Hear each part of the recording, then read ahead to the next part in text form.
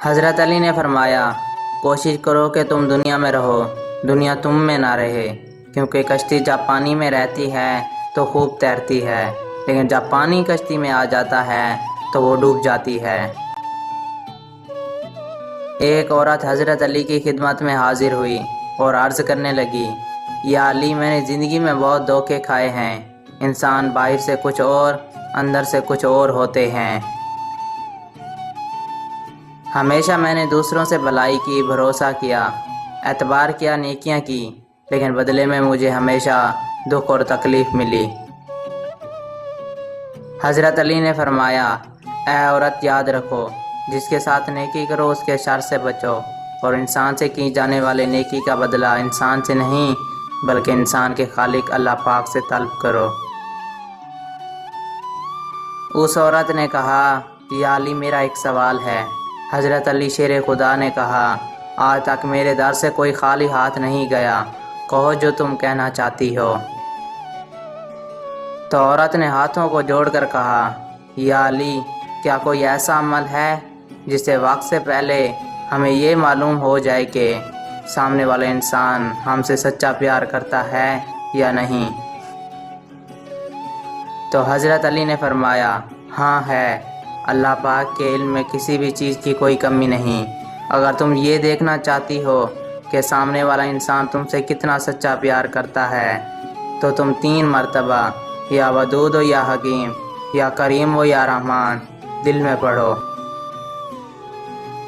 اور جس سے تم پیار کرو اس کے چہرے پر دیکھو۔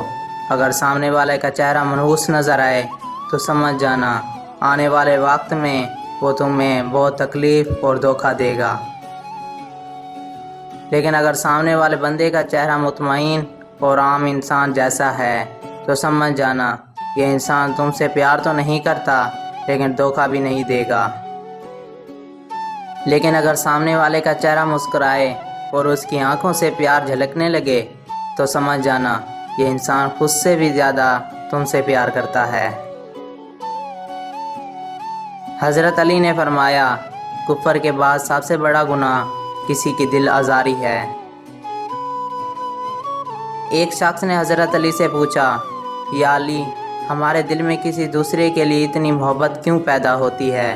کوئی اجنبی جسے ہم جانتے بھی نہ ہوں، اکثر وہ ہمارے دل کو اتنا اچھا لگنے لگتا ہے۔ حضرت علی نے فرمایا، اللہ تعالیٰ نے دنیا قائم کرنے سے پہلے تمام انسانوں کی روحیں پیدا کیں اور تمام روحیں ایک جگہ جمع کی تھیں۔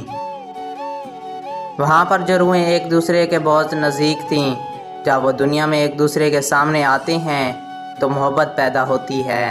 اصل میں روحوں کے ملنے سے محبت پیدا ہوتی ہے۔ کتنا عظیم ہے وہ انسان جو اپنا غم سینے میں چھپائے رکھتا ہے اور زندگی بھر ان سے مسکرا مسکرا کر کھیلتا ہے۔ ہمیشہ چھوٹی چھوٹی خوشیوں کا استقبال کیا کرو، کیونکہ انہی کے پیچھے خوشیوں کا سیلاب ہوتا ہے۔ جب تم بغیر کسی وجہ کے خوشی محسوس کرو تو یقین کر لو کہ کوئی نہ کوئی کہیں نہ کہیں آپ کے لیے دعا کر رہا ہے۔ زندگی اس طرح بسر کرو کہ دیکھنے والے تمہارے درد کے بجائے تمہارے صبر پر رشک کریں۔ خوش نصیب ہیں وہ جس نے آخرت کو یاد رکھا، حساب و کتاب کے لیے عمل کیا، ضرورت بھی قناعت کی، اور اللہ تعالیٰ سے راضی و خوشنود رہا۔ ہمیشہ منفرد کردار رکھو، جیسے نمک اس کی موجودگی محسوس نہیں ہوتی مگر اس کی غیر موجودگی تمام چیزوں کو بے ذائقہ بنا دیتی ہے۔ اپنے وہ نہیں ہوتے جو رونے پر آتے ہیں، اپنے وہ ہوتے ہیں جو رونے ہی نہیں دیتے۔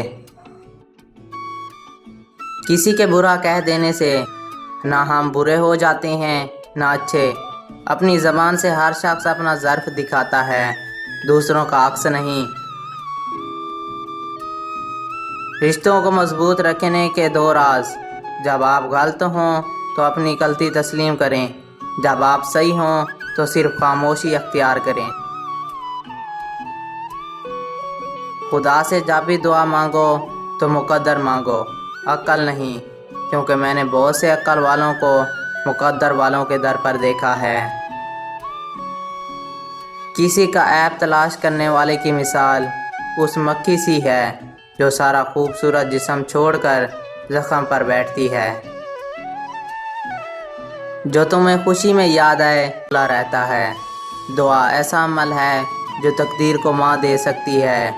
ضمیر ایسا ساتھی ہے جو ہمیشہ حق کی راہ دکھاتا ہے۔